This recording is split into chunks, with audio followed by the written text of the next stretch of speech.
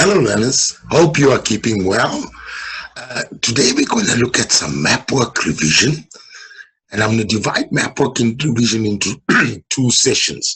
So our first session today is going to be called Part 1, where we're going to focus on the multiple choice questions, and we're going to focus on the calculations, excuse me, etc. All right, and I'm going to show you. Some of you have this mental block or psychological block or just a block when it comes to Mapwork. Yet Mapwork can be one of the easiest sections for geography. In fact, there's so much that is just given to you if you just know your map and you can apply it. All right, so we're going to go step by step for these two sections. And we're going to analyze and make sense so that in the end you can get a good mark.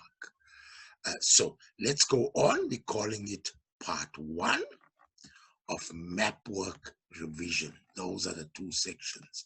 And obviously in my next session we'll do Part 2, the interpretation and the GIS. Okay, right. So let's look at it. And of course, your request, the 2019 NSC paper from the Department of Basic Education will be used. All right, so let's look. Very important, you got your 10 minutes reading time to read the instructions also.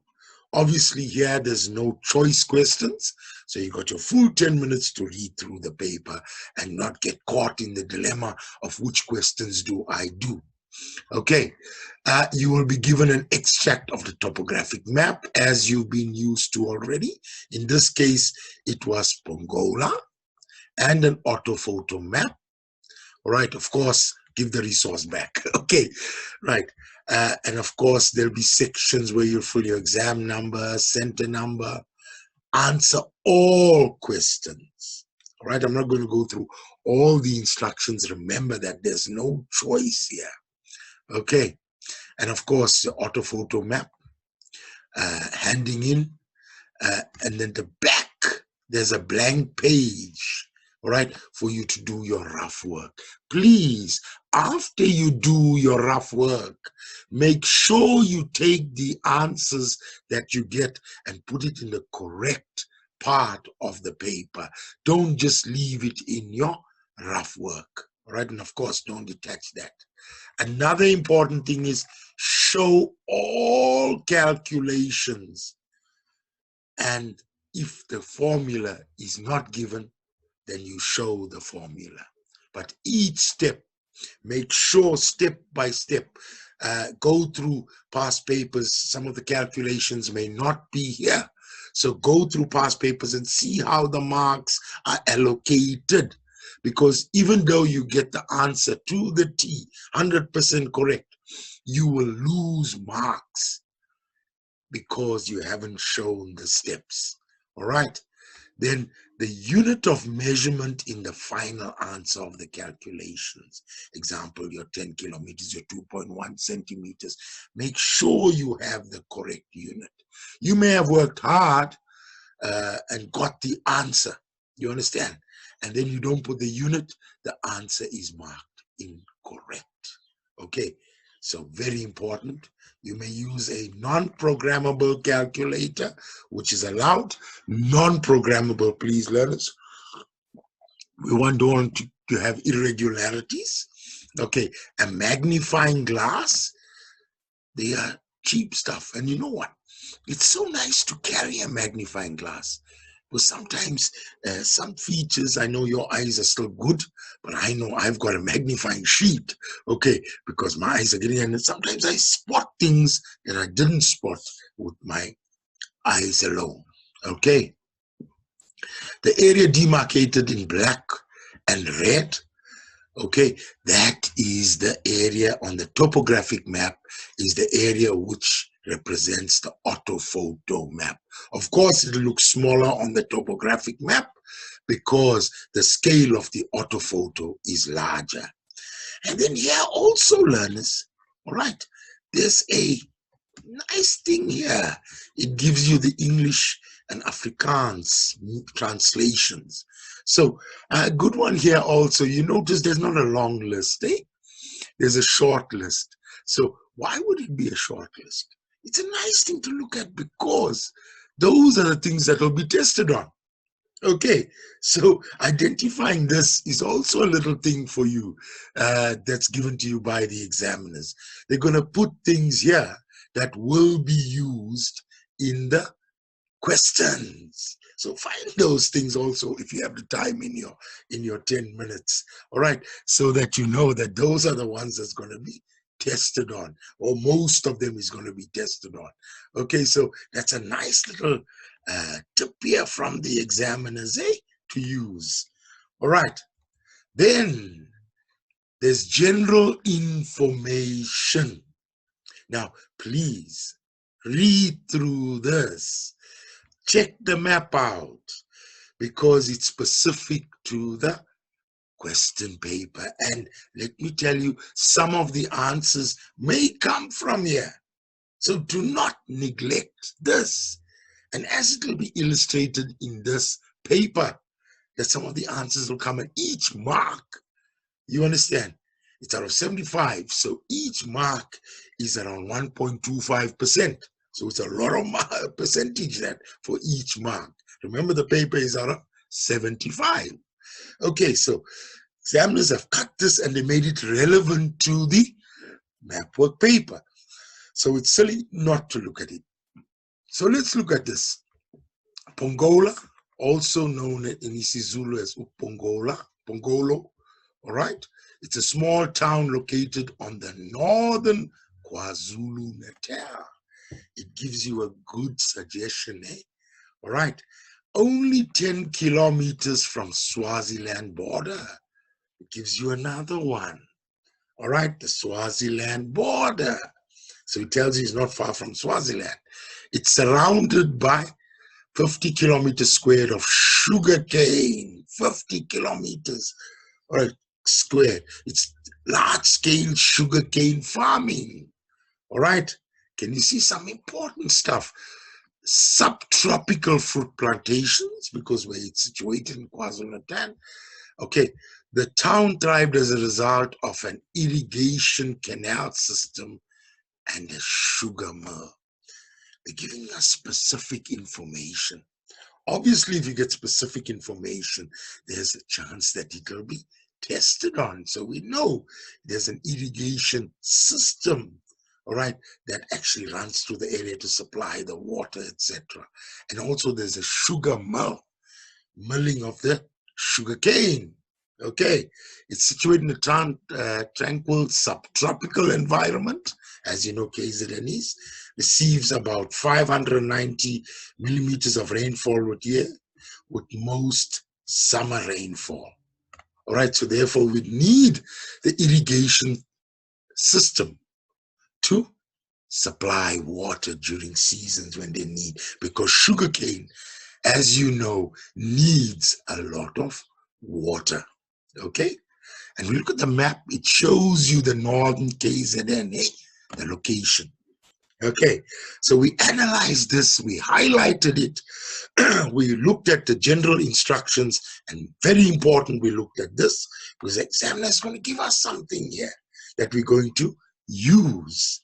Okay, so let's go on. The first section, and let me pull my face up here, all right, is a multiple choice question section, all right, and it is based on the 1:50 topographic map and as well as the orthophoto map. You're given 4 options, all right, very important to check all 4 options. I know I've said this in many occasions. There are something known as distractors. It has to be in a multiple choice question. Some answers are very similar, so be careful. Don't just choose the first answer, because the most correct answer will be accepted. So you need to see which is the most correct answer. And please, learners, you will, and as I'll go down here, I'm going to talk about this instruction. All right. You make sure there's a block on the side and you write it in the block properly. Don't make your D's look like B's, etc. Write it properly. Okay, so let's look at this and see how easy it is to answer a Mapwork paper. Like lots of things, if you know how to interpret the topographic map and the orthophoto map, look at all the details. This is what you must do. Go to your teachers. Sir, ma'am, can I use an orthophoto map, topographic map? Look at all the features on the side, index to sheet, references, you understand, contour intervals, magnetic declination, and you will find there's so many answers found in there. Let's take the first one. All right. Pongola is situated where? Let's look at the four options. Eastern Cape, Western Cape, Gauteng, KwaZulu-Natal. All right.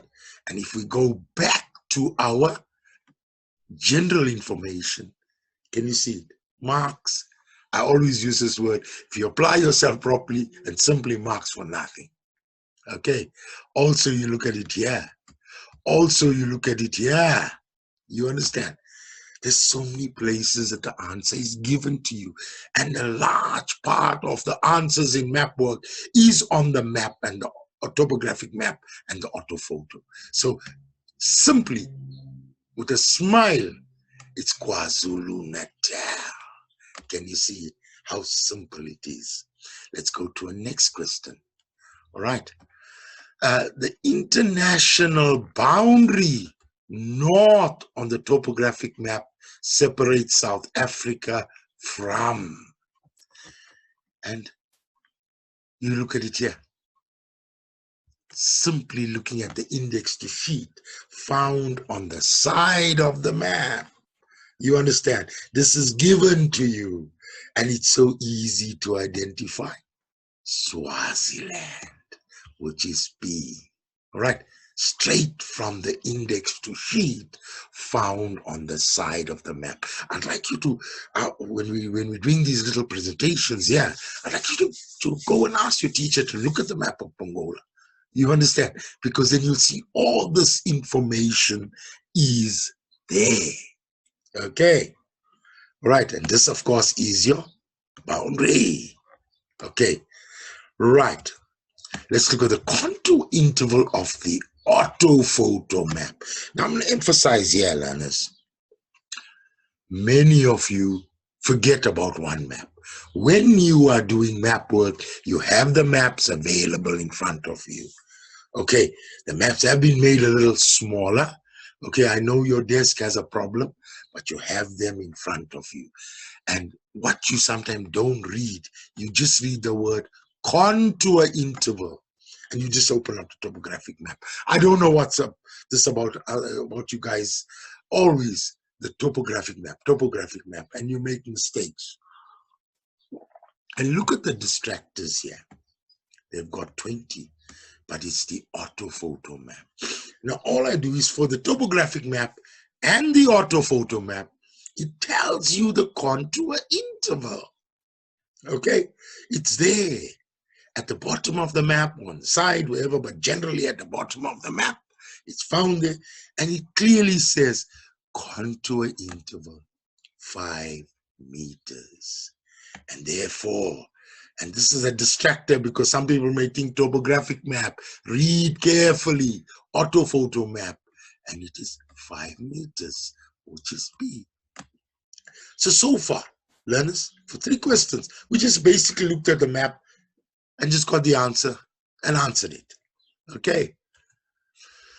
Now the feature found at 27 degrees, 23 minutes, 21 seconds, and 35 degrees, or 31 degrees, 35 minutes, 55 seconds. Now, sometimes if there's nothing around it, it's easy to estimate, when you look at that. But sometimes you have. Now, I'm just going to show you very quickly how you can convert and work out the measurements for this. Okay, in case it's a difficult feature where you can't just estimate. Okay, now we checked this measurement from there for the whole block is 33 millimeters for the longitude. Okay, and it's 37 millimeters for the latitude. That's the size of the block. You know grid reference, how we measure. Now we have to convert to millimeters. So in this case, it's 21 seconds. This is 27 degrees 23. That's the latitude. And 31, 35 is the longitude. So we look at this quickly, 21 seconds. And it's 21 seconds over 60 seconds. All right. So then we say 21 seconds divide by 60 seconds.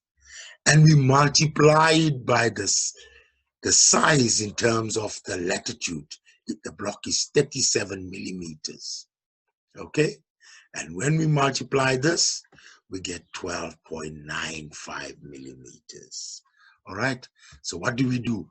From the 35 minutes, we measure 12.9 millimeters and we draw this line across.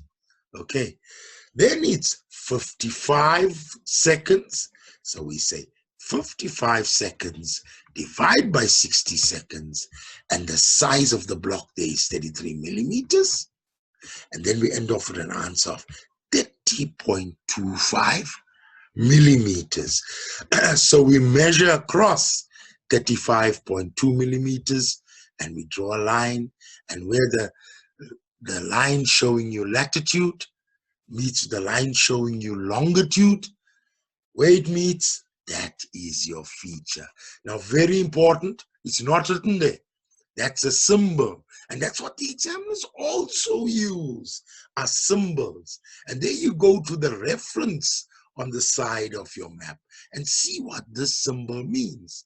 And this symbol means a excavation. Can you see it? An excavation. And that's your answer, is B. So some of them you have to calculate, eh? All right. Let's go on. Next one. All right. In Zanya River, and I do apologize in some occasions, learners, I don't have a scanner. All right. So I got somebody to scan it. And sometimes some of the images are slightly blurred. My apologies for that. But I still think you can see them, eh? The Mzandi River at K, flowing in blocks F3 and F4 on topograph, flows in which direction? So we have to look at it and say sometimes it's a dam wall, sometimes it's where the tributaries meet at acute angles. In this case, if you look at the tributary meeting here with the main river, right, that's where the tributary meets at this acute angle. This is where it points the direction of the river. So this actually is pointing in a north or northeasterly direction. All right. Can you see it? And we work that by looking at the acute angle of the tributary joining into the mainstream. So our answer is northeasterly. Can you see it? Just your normal thing that you learn in class. Simply, examiners give you a little hint. You understand? Sometimes they could have put a dam wall here and put the dam behind it. And you know, water flows out of the dam wall. It's northeast. So they will give you little things which are simple. Look at this. The difference in height between Tigby Station 89, which is here, okay, and Trigonometrical Station 83, which is here, all right? And they say the difference in height. Now, this is a skill, maybe simple, but you need to know your little things, eh? Don't forget that. That you need to know that 83 is the number of the trigonometrical station, like 89, and the height is the one down here. So if I took this height and multiply and subtracted the smaller height, I would have got an answer of 24.5, which is C. All right, 24.5, which is C. Simple subtraction. The thing here is I need to know that's the number of trigonometrical station and this is the height. Okay, anything difficult so far? No, maybe a little challenge for the grid reference, but nothing else difficult. All right, I use the map. 1.8, land use 1 on the orthophoto map is. Now, here is a skill, learners. That is why I am telling you to use the photograph or the orthophoto and the topo map together. Now, if I just looked at this, I could be guessing. You understand? What is it? Is it recreation? Is cultivation? Okay, maybe can't be industries. Doesn't look like it, but is it? You understand? No, I do not, as I always say, tata my chance. I then, and I should have mentioned this earlier on, during your 10 minutes, all right, of reading time, make sure you orientate your map to your photograph. All right, very important, because there will be questions on that. You understand? Where you have to work with the topographic map and the orthophoto map together. So use all those big features, etc. Okay, now what I need to do here is I need to find this spot that's shown number 1 on the orthophoto map on the topographic map. All right, I need to find that. Okay, and you know when you orientate, you look for big features. Now look at this, and look at this, and look at this, and look at this. All right, can you see it? Okay, that's the big features, the roads that I have used. Okay, now I look here. Can you see there's some trees here? Can you see there's some trees here? Okay, that's there. And just below those trees is number 1. And below those trees, we see those little green lines here. Maybe it is not as clear, all right, on this, but there's little green lines. You go to your reference, and what does it say? Cultivated lands. Can you see it? It's simple. And of course, you look at the answer close to that, and that is cultivation. Can you see the importance of using the orthophoto together with the topographic map? So important, eh? Right, because you can identify it and the answer becomes so easy. It's there, you don't have to work out so much. Okay, right, a good one to remember, another tip for the Mapwork paper. Then it says the fluvial landform. And notice, you're getting tested in geomorphology, as I told you in the geomorphology sections, and the Mapwork thing where I showed you fluvial landforms and maps, etc. Okay, you can get tested on this. All right, now let's look at this, geomorphology at L. Okay, on the topographic map is what base level? You know, you've done temporary, permanent, ultimate, which is also the permanent. All right, they're putting a few different concepts, but basically you're looking at temporary and permanent, okay, with ultimate also. So what I look at here at L, is maybe not written so clearly on, or it's a bit blurred, it's written waterfall. Now you do that in geomorphology, isn't it? All you need to do is integrate your geomorphology, and examiners will test you on that. There has to be questions on geomorphology, climate, settlement geography, economic geography, etc. So when I looked at this waterfall, I learned in geomorphology, a waterfall is a temporary base level because it will get eroded. The sea is the permanent base level. And I worked it out, temporary. Can you see it? All right, temporary. So it's simple. All I needed to do, that is a reason that I had to look at my theory in order to answer the paper. Okay, and that is why you write both papers on one day. I know, because you have to integrate theory with your map work. Let's go to the next one. The human-made feature now. That was the fluvial. This is human-made, right? Made by people that influence the shape of the settlement from M in block E3 to N. Remember, again, settlement geography, shape, linear, crossroad, pattern is dispersed and nucleated. Can you see you need to know your theory? And when I look at this, I must make out the pattern. And I can see it's, lots of it is along a line. Can you see it? Lots of it is along a line. Now, along what is it? It's along a route or road. And if you look at your map, it shows you the N1 can be known as a route, or the N2 can be known as a route. That has influence. Can you see settlement geography coming on?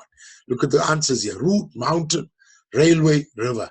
Railway is a little bit of a distractor, but this is definitely a route. So different terminology. It may have spoken about the N1 road, arterial road, you understand, but yet uses the word route, which is found in your reference. So please remember, orientation map, orthophoto, topographic map, and looking at things like the reference, etc., on the side of the map. Okay, and you found the answer. Okay, nothing difficult so far. Right, now, Pongola can be classified as a what settlement? Now, what settlement are you talking? Due to its dominant urban function. All right. I know these ones were very close here. It can be classified as a gap town, a specialized town, a central place town, a gateway town. All right. But it says due to its main function. Okay. So its main function. What is its functions? You understand? To sell things, to do business, to serve the surrounding, etc. Okay, to serve. Now I'm wondering, okay, maybe gap, is it a function? Specialized is a function, right? It serves a special function with special things, maybe serving as agriculture or serving as a recreation town. You understand? Industrial town, a hostel town. So maybe central place, is that a function? According to function, serving the surrounding rural areas? Yes, it could be. You understand? That's one. Gateway town is gap gateways cutting through the mountains, etc. So I have to look at function. I have to look at these two. Now, which one would be more correct? And when I looked at this, when you look at this, you see around Pongola, there is a lot of agriculture. You understand? So my most correct answer will be Central Place Town. See, distractors come in, guys, and you have to work through it. All right, but you have to know your settlement geography also. And the answer is C. Then we come to street pattern.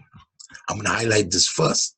Street pattern of Nkochane, residential area at O on the topographic map is irregular, radial, linear, grid. Now I look at here and say, whoa, it looks a bit irregular, am I right? It looks grid. Whoa, now I'm unsure. And sometimes examiners use specific words. The dominant street pattern.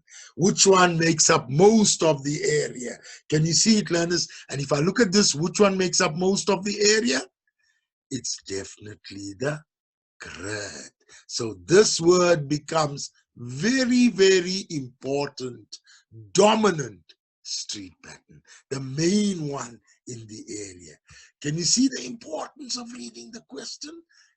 Now you know it's grid. Sometimes we just read the word street pattern without reading the word dominant. All right, let's look at the next one. The underlying rock structure for the drainage pattern at P. So there's 2 steps here. It's a little higher order. 2 steps you have to do. Number 1, you have to identify the drainage pattern. And when you look at this one, it is a dendritic pattern. You can see from the acute angles, branches of a tree, etc. And then what you learned in geomorphology, what is the underlying rock structure of a dendritic pattern? And let's look at it here. You know it's uniform resistance to erosion. All right, it's underlying, not rock type, underlying rock pattern. So alternate layers of what? No, that's jealous. Uniform resistance, yes. And the other 2, igneous and folded, no. All right, there's your answer. So identify the drainage pattern and then work out the underlying rock structure that you learned in geomorphology. Okay, which diagram below represents the shape of the rough cross section? All right, from 2 to 3. This is geomorphology again. All right, examiners has favored a bit of geomorphology in the multiple choice. All right, so let's look at it. What is here? This is a meander. All right, can you see it? You've done it on a sketch. You've done it before. Now you're seeing it on a map. Okay, and of course, this is the outer bend. This is where the erosion occurs. You can see the erosion. All right, so what actually happens here is there'll be more erosion. So the slope will be steeper there. It's the undercut slope here. Undercut. And on this side is the slip-off slope. You understand? So if I took this and I put it here, okay, there's my river here. All right, the river is flowing this way. Okay, so there is erosion here. That would be your steeper slope, and there's deposition here.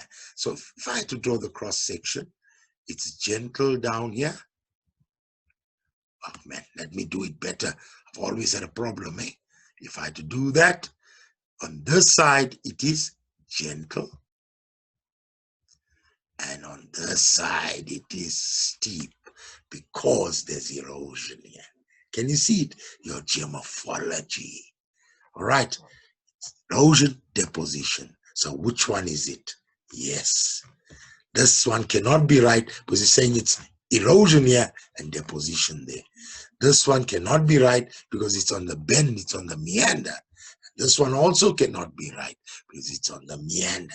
So it has to be C. I like this question. All right, it's C. It's applying your geomorphology.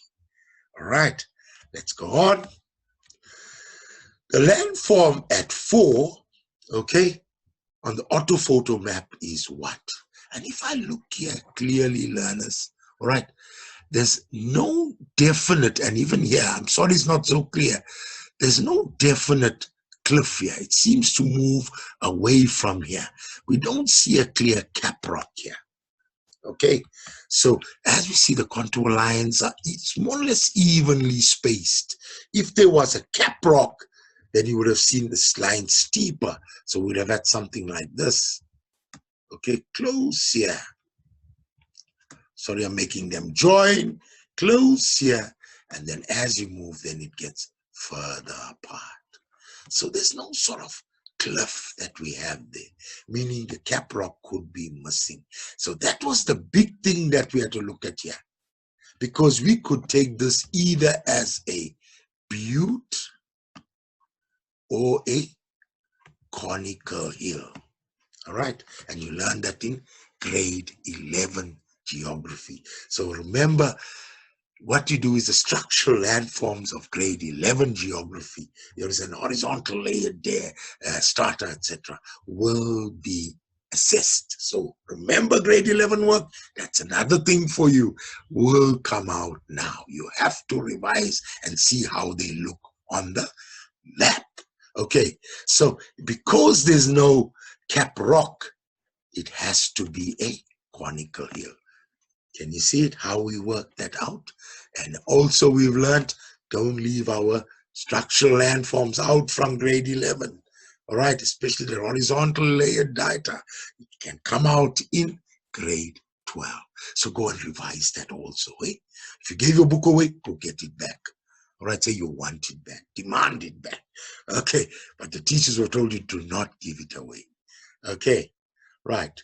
Now, the next section is your map calculations and techniques. Okay, where you do calculations and you apply it. So please, learners, know the significance of your calculations. Know the purpose. When you calculate something, ask yourself, why are you calculating it? All right, or what's the importance of it, or relevance, or whatever. You understand? Make sure you do that. So in this case, it says calculate and please in meters squared, not kilometers. Watch out, read. The average area of Pongola Aerodrome, right? Demarcated by number 9 on the orthophoto. Highlight that a few times because we're so used to seeing times 500, times 0.5 kilometers. And it's the orthophoto, which is times 100 or times 0.1 kilometers. The scale is different. It's 1:10, 1 centimeter is to 10,000 centimeters. All right, so remember that. Show all calculations as marks will be awarded and clearly indicate the unit of measurement in your final answer. You notice formula is given in this case, area is equal to length times breadth, okay? And of course, if it's not given, you have to write it down. Now, there's my aerodrome here. Can you see it? Now, always, learners, length is the longer one, breadth is the shorter one, no matter which way it faces. Okay, no matter which way it faces. And please, learners, write it in the correct order. The formula says length times breadth. You put length first and then the breadth. Okay, don't forget that because it can be marked wrong. You're saying now the shorter one, if you put it incorrect, is the length and the longer one is the breadth. You write it correctly. So you measure. Remember, when you measure, you only get 1 millimeter off. No spaza rulers. I always use the term no spaza rulers, learners. Make sure your ruler is correct. Check it with your teacher, etc. before you write. Okay? Right. So when I measured, all right, the length, okay, in this case, it came to 10.8 centimeters. 10.8 centimeters. All right, focus on this. Okay, don't focus on anything else. 10.8 centimeters. All right, now I measured for the length and it came to 10.8 centimeters. Okay, there's it here.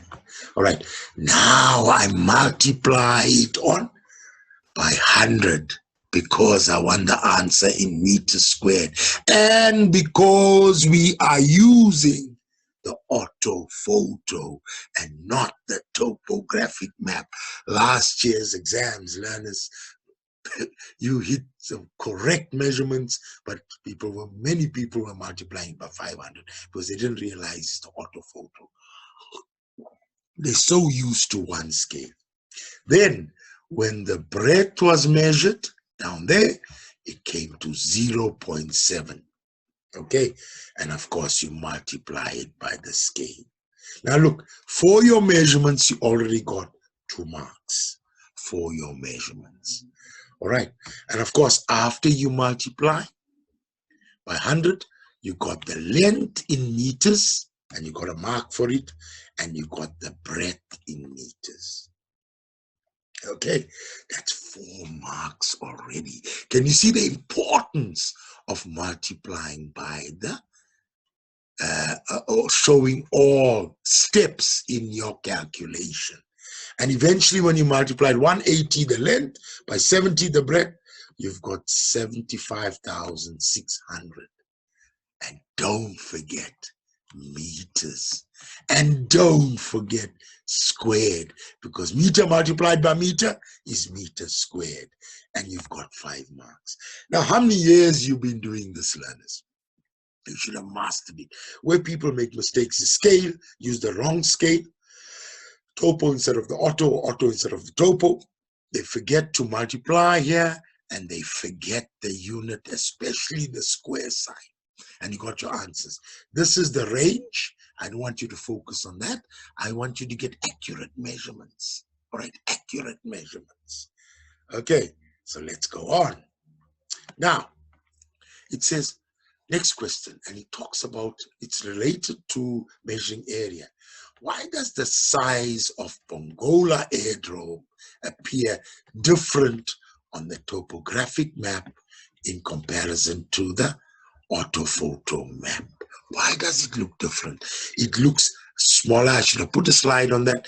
It looks smaller on the topographic map and bigger on the orthophoto. So if it was a topographic map, it would have looked like this. I'm just giving you an example. And if it's the orthophoto map, it looks like this. You would have already worked it out.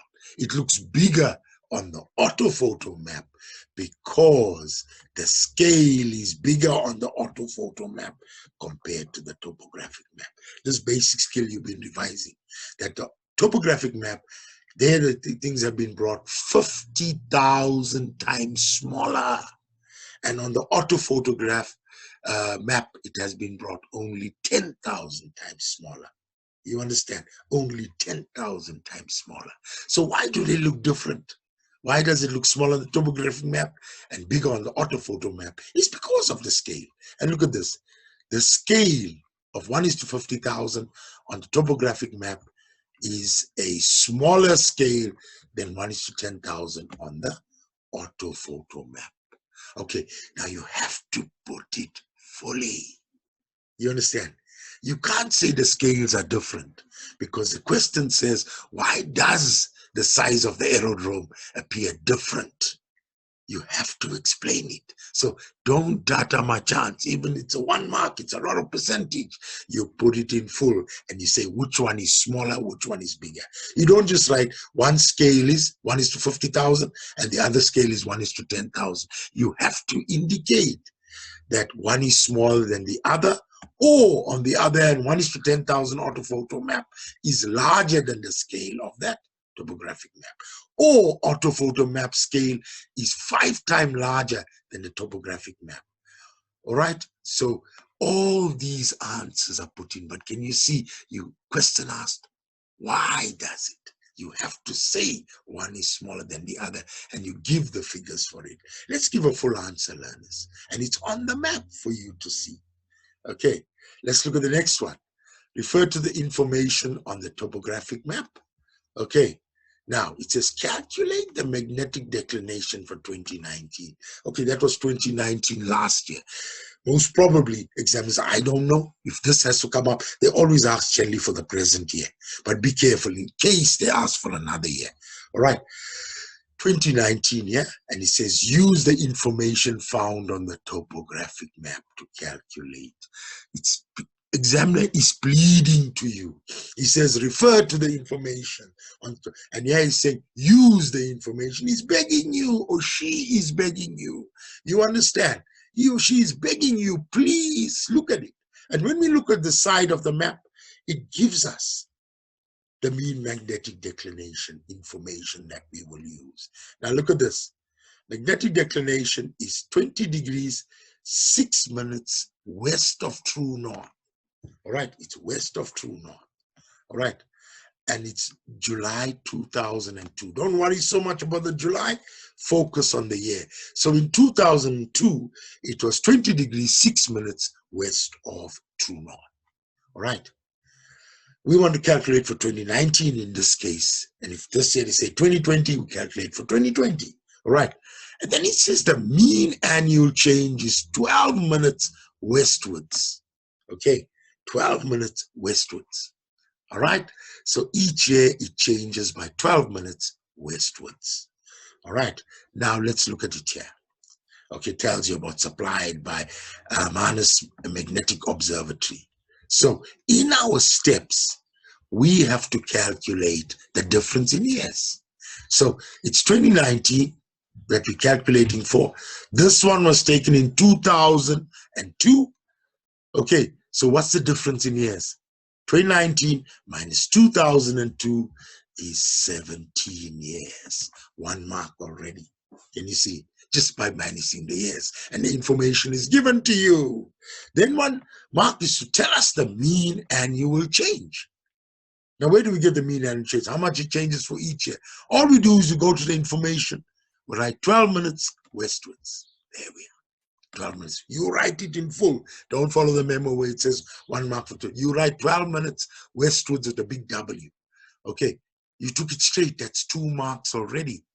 Then we have to work out the total change. That means how much did it change by from 2002 to 2019. So each year it changes by 12. Right. How many years have passed from 2002 to 2019? 17 years. All right, 17 years. So it's the number of years that it changed by from 2002 to now, and the normal change or the mean annual change for each year is 12. We multiply that and we got 204 minutes. It's very important to change it there, learners. I'm not saying you can't change it below, but change it here already. Remember, watch with your normal calculators. Do it manually because you may get a decimal, all right? But if you know any other ways of working it out, do it. So how many times does 60, because 60 minutes makes 1 degree. How many times does 60 go in here? It goes in 3 times, which is 180. What we left of 180? 180 minus, 204 minus 180, we're left with 24 minutes. So it's 3 degrees, 24 minutes. All right? That's how we worked it out. Another mark for that already. Okay? Now you know magnetic declination for 2002 is that. And in order to find out for 2019, we have to add the total change. All right? Or minus it. Let's look at what we have to do here. All right? The change is westwards. And you know, this is the magnetic declination, eh? All right, the angle here between the magnetic north and the true north. And if this line moves westwards, what happens to the angle? It gets bigger. So we add. If the change was eastwards, what happens to the angle? It gets smaller and we subtract. Can you see? We work it out using this. In this case, we add, and for that skill, we get another mark. And when we add the 2 up, we get 23 degrees, 30 minutes west of true north. All right? You must put down west. I want you to put down west of true north. Don't just write west. Put W of TN, even if you want to write it short. West of true north. Write the full explanation. I'm stipulating that. All right, please put it, a full unit there, west of true north. Make sure you write it. And we worked it out already. All right, now it says, you worked out the magnetic declination. It says now, determine the magnetic bearing for 2019 of Trig Station 89, which is the, from Trig Station 89. So you're standing here, all right, to trigonometrical station 83 in B9. And that's your other point here. Remember, use the apex of the triangles, eh?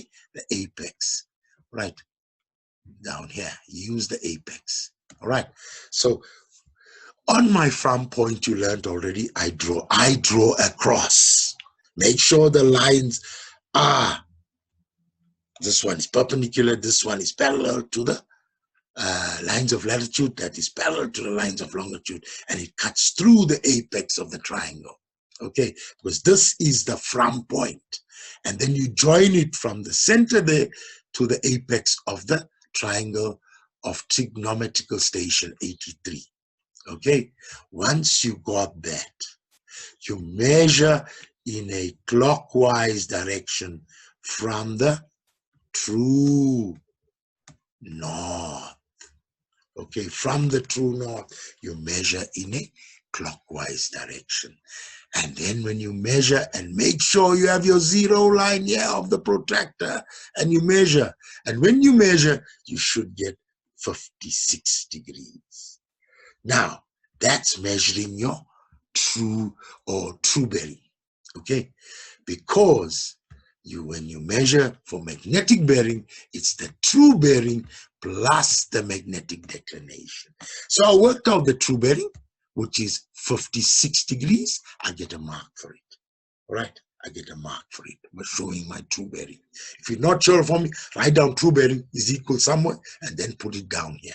Okay, true bearing is 56 degrees. Okay, now I know I have to plus the magnetic declination, which I worked out was 23 degrees, 30 minutes.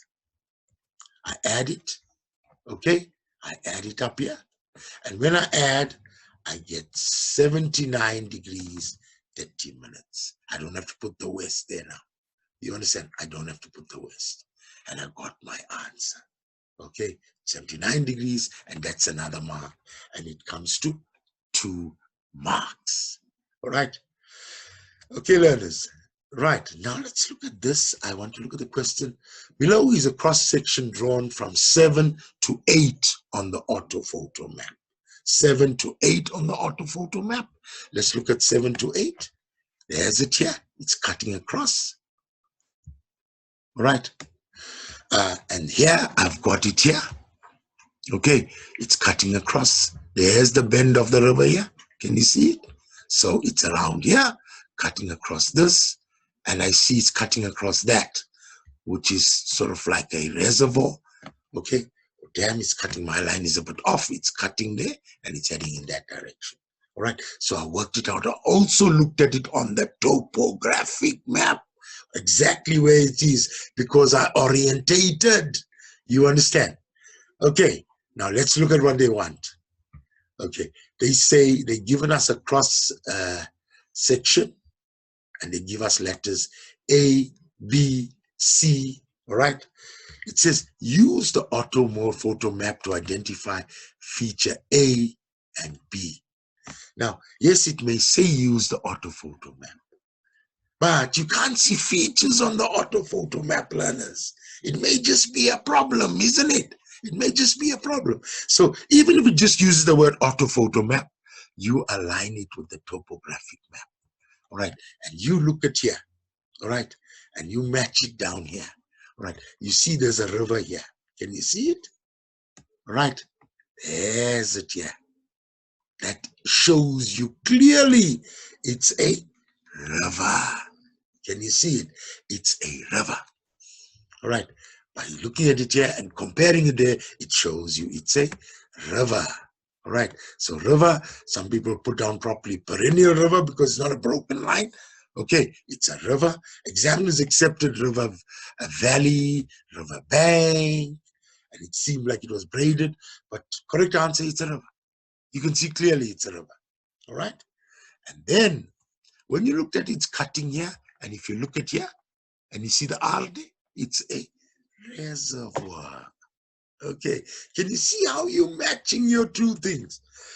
Although the examiner just said orthophoto, you still had to look at the topographic map because you don't know what this is. Is this really a river? I use the bend here and I notice there we go. There's it here. There we go here, and it's cutting through that. And I managed to work out my answer. Okay, reservoir. Can you see it? Okay, alternate answers have been given. Now, question, looking at the cross section. Easy as that. Intervisibility, whether one is visible from the other. And the answer, the question is the intervisibility between A and B. Can you see A, all right, from B? No. There's an obstruction here. Can you see it? All right, so the answer is no. Simple application, learners. Give two reasons for your answer. Okay, the examiners have been nice because all these answers are more or less the same. Yeah, all right. So it's about obstructions. Okay, so they made it quite interesting there. Right. So you can see there's a convex slope. The best answer here is, or what we normally give, there's an obstruction or high-lying area between A and B. Can you see it? An obstruction here. Please don't just say there's an obstruction. You can't get the mark for that. Obstruction where? Between A and B. Therefore, A is not visible there to B. Can you see? So you say obstruction between A and B. All right. The convex slope will prevent intervisibility. The convex slope here. Different ways of writing it, isn't it? But it's basically an obstruction. At the bottom of the valley, A is at the bottom of the valley. B is on a slope facing away from A. Can you see this facing on a slope? Different ways of writing it, but all is about a obstruction that's found between A and B. Okay, now to the last question for today. All right, it's on scale again, but this time the scale is related to the cross section. Okay, so it says the horizontal scale for the cross section is 1:10,000. Let's get back to the cross section. 1:10,000. Now, learners, this is a ratio scale. Okay, because this horizontal scale was taken from the orthophoto map. Okay, because we're dealing with the orthophoto map. It is a ratio scale because 1 centimeter is to 10,000 centimeters. All right. Now, it says convert the vertical scale of the cross section into a ratio scale. Let's put this into perspective, learners. Right. Why it says 1 represents, 1 centimeter represents, let's look at it here. 1 centimeter represents 5 meters.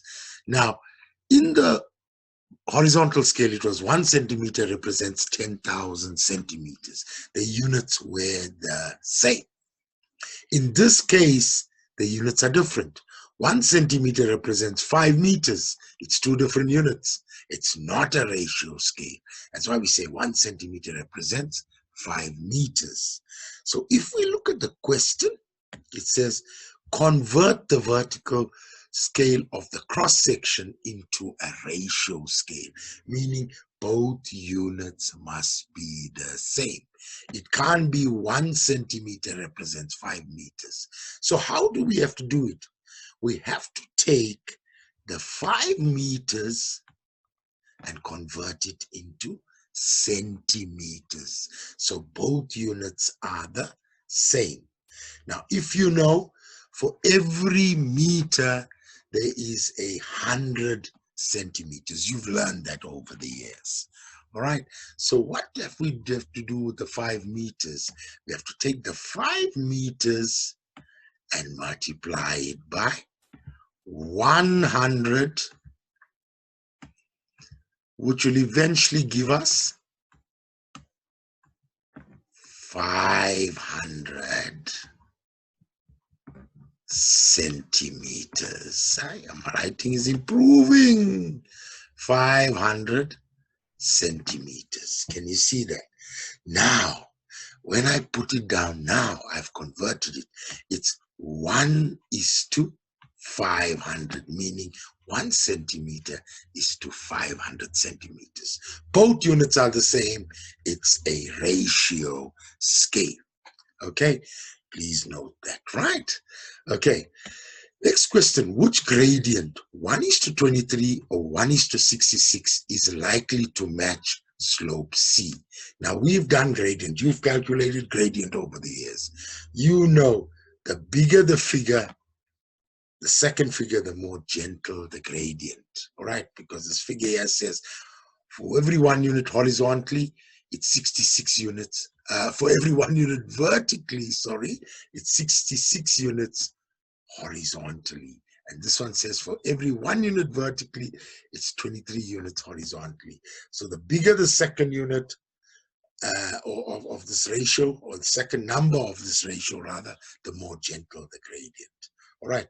And if I look at this, okay, I would see it's relatively gentle compared to this side, eh?